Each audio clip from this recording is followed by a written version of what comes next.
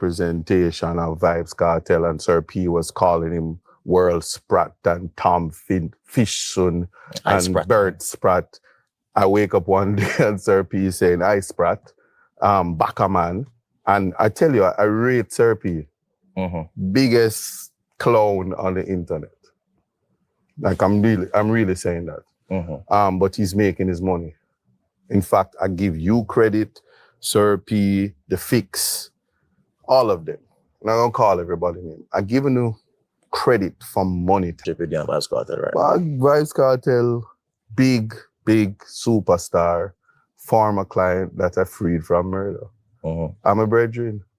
And he is a businessman whom I respect and rate. People will soon understand why it was important that Vibes Cartel never clown out himself like Vegas. Yeah?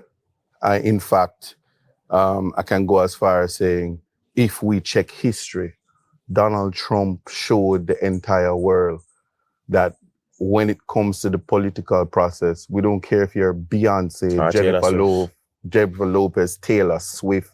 You can bring out Madonna. You can dig up Tupac. You can all throw Bob Marley in the mix. Yeah? It no matter. The people have real issues that you have to deal with. And